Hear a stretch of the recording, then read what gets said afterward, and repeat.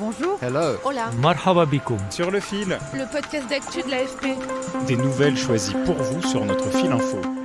Cet épisode de Sur le fil se joint au Podcaston. Le Podcaston, c'est une initiative de plus de 450 podcasteuses et podcasteurs pour soutenir des associations. Nous avons choisi Entre les lignes, une association de journalistes bénévoles qui anime des ateliers, notamment en milieu scolaire, pour donner aux élèves le goût de l'info et leur apprendre à déjouer les pièges de la désinformation. En 2023, elle a formé plus de 8000 enfants, adolescents et adultes. Pour cet épisode, on part donc en immersion dans un de ces ateliers à Paris avec des élèves de CM2 de l'école Josiane Belfort dans le 12e arrondissement. Cet atelier est animé par Richard Sénéjou, grand reporter à Télérama. Et puis on retrouvera à la fin Sandra Lafont qui a cofondé l'association. Sur le fil. Et voilà, et donc la Michaela fait un podcast sur l'atelier d'aujourd'hui, donc je pose la question, qui sait ce que c'est qu'un podcast ? Levez la main. C'est quelqu'un qui dit des choses sur un thème précis. C'est des gens qui posent des questions et nous on y répond. Par exemple, ça c'est journaliste, les journalistes souvent ils font ça, ils posent des questions Avec et puis les gens répondent. Quand tu enregistres, je sais pas moi, la voix de quelqu'un connu ou que tu lui poses des questions. Et après tu enregistres le son et tu le rediffuses. Oui, c'est Bienvenue donc dans la classe de Madame Armelle Pinet. Ils sont 17 enfants, âgés de 9 à 10 ans en moyenne. Ils sont vifs et attentifs, malgré la torpeur qui aurait pu s'installer en ce vendredi après-midi ensoleillé de la fin mars. Et Richard a commencé par leur demander ce qu'ils avaient retenu de l'actu récente. Mélia. Il y a aussi la petite qui a été réélue. Avec 98% de la population. Un petit peu moins, je pense. Mais c'était beaucoup quand même. Et alors, est-ce que le chiffre est fiable à ton avis ? Il a le pouvoir que pour lui, du coup, il a voulu qu'il gagne les élections. En plus, les élections n'ont pas pu être contrôlées par un organisme extérieur. Et puis on a démarré la séance. En fabriquant une une de journal, les écoliers vont apprendre en jouant ce qu'est la hiérarchie de l'info, comment s'organise une rédaction et comment on choisit les sujets. Vous discuterez ensemble avec les quelques journaux que je vais vous donner. Et donc l'idée c'est ensuite vous choisissez vos informations, vous découpez les photos et vous écrivez un petit texte qui explique un peu, vous mettrez un titre de une évidemment et un petit texte à chaque fois sous chaque photo pour expliquer ce dont on parle, mais très court, voilà. Chaque groupe a son rédacteur en chef, même si certains ne sont pas d'accord. 2 chefs ? Ah bah non, il n'y en a qu'un, par équipe. Un seul. Vous n'en avez qu'un seul, je crois. Après, s'il y a 4 personnes et 4 chefs, ça ne sert plus à rien. Et après, je veux dire, le chef, il est quand même sympa, ou elle est quand même sympa, elle discute quand même, elle ne décide pas tout toute seule. C'est votre maîtresse qui va dire qui est le chef, ou la chef. Voilà. Pareil, là, vous ferez. Monarchie n'est pas dans une république, donc c'est moi qui décide. Donc il n'y a pas de vote là. Je pense que c'est assez clair.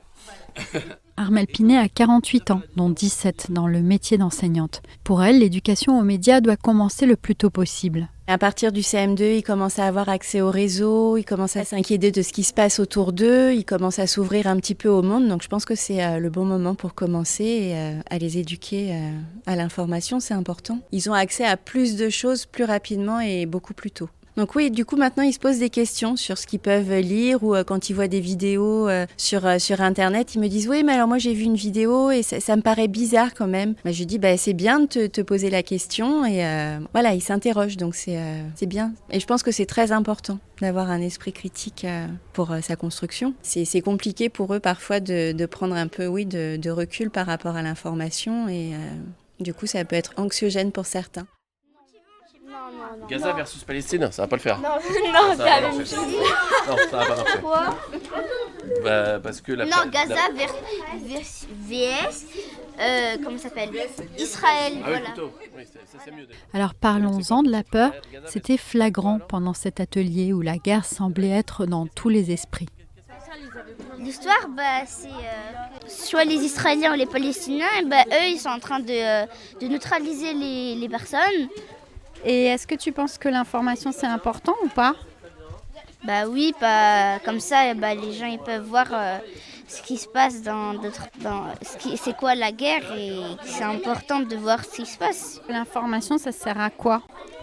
C'est important parce que si par exemple il y a la guerre en France, c'est bien de s'informer. Et s'il y a la guerre, ça sert à quoi que tu le saches ? à fuir mon pays et à me réfugier autre part. Rassurez-vous, il n'y a pas que ça. Preuve que quand c'est eux, les journalistes, ils ne choisissent pas forcément des infos négatives, une leçon peut-être à retenir pour nous.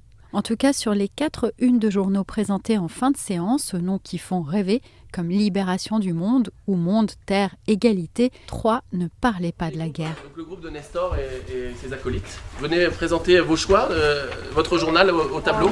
La déferlante des narcotrafiquants sur le net. Ouais, très bon travail. Groupe suivant, allez-y, venez si vous voulez. Thomas Pesquet revient sur la Lune.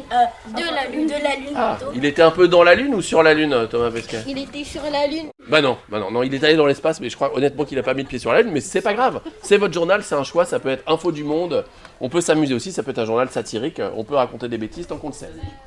Les enfants sont repartis contents et Richard Sénéjou, qui menait l'atelier, aussi. Merci beaucoup les enfants, bon week-end.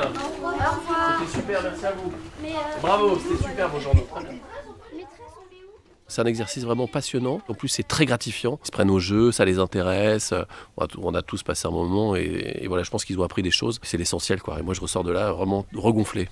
Mais en tout cas, moi, ce que je constate, c'est que contrairement à ce qu'on croit, les jeunes, donc voilà, des enfants de 10 à 17 ans, 18 ans, sont très très au fait, en fait, de la chose médiatique, du système médiatique aussi. Quand j'ai débuté, donc il y a 6 ans, on voyait que s'informait vraiment beaucoup sur les réseaux sociaux. Et donc, il y a eu d'abord quand même une espèce de défrichage, un peu de savoir un peu comment tout ça fonctionnait. Et ils ont compris qu'il fallait d'abord trouver la source, quoi. On va sur un réseau social pour se divertir, s'amuser, mais aussi parfois pour s'informer. Mais on ne met pas ça au même niveau et en même temps, en fait. Voilà, c'est ça. Après la séance, j'ai aussi appelé ma collègue Sandra Lafont. Elle est en poste à Marseille pour l'AFP et c'est elle qui a cofondé l'association en 2010 avec Olivier Guillemin, à l'époque journaliste à l'agence Reuters. Je pense qu'il faut rester extrêmement modeste et qu'on sème des petites graines. Et que finalement, notre rôle, c'est quoi? C'est de les amener à avoir ces réflexes que nous, les journalistes, on a, qui sont innés. D'une certaine manière, un manuel d'autodéfense intellectuelle sur les réseaux sociaux.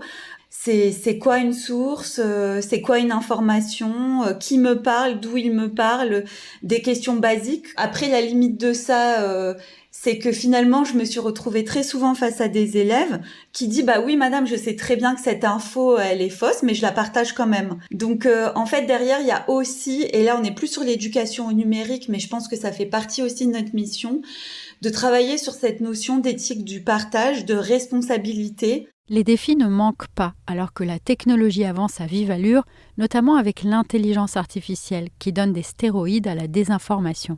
On s'est vraiment posé pour réfléchir et finalement, ce qui a émergé de notre réflexion, c'est qu'en fait, encore plus qu'avant, il fallait un retour aux sources.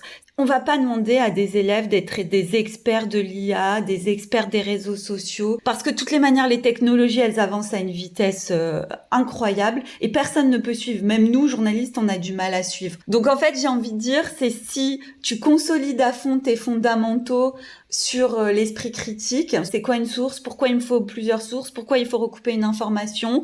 Je vais avoir peut-être un discours à contre-courant de certains, mais j'ai envie de dire, face à ça, revenons aux basiques justement et aux fondamentaux. L'association Entre les lignes est composée de journalistes bénévoles de l'AFP, du groupe Le Monde, de l'Obs et de Contexte. Elle a organisé plus de 500 ateliers dans 56 départements l'année dernière. Vous pouvez la soutenir avec des dons qui serviront à financer les voyages des bénévoles pour animer ces séances, le matériel ou encore le salaire de Corinne Jean, la gestionnaire administrative qui doit organiser tous ces rendez-vous. Je vous laisse le lien dans la description. Je vous laisse aussi le lien vers podcaston.org pour découvrir d'autres initiatives. Merci à Altroué d'avoir organisé cet événement. Sur le fil revient demain, je suis Michaela Cancela-Kiffer, merci de nous avoir écoutés et bien sûr un énorme merci aux enfants et à leur maîtresse Armelle Pinet de nous avoir accueillis. Si vous aimez notre podcast, n'oubliez pas de vous abonner.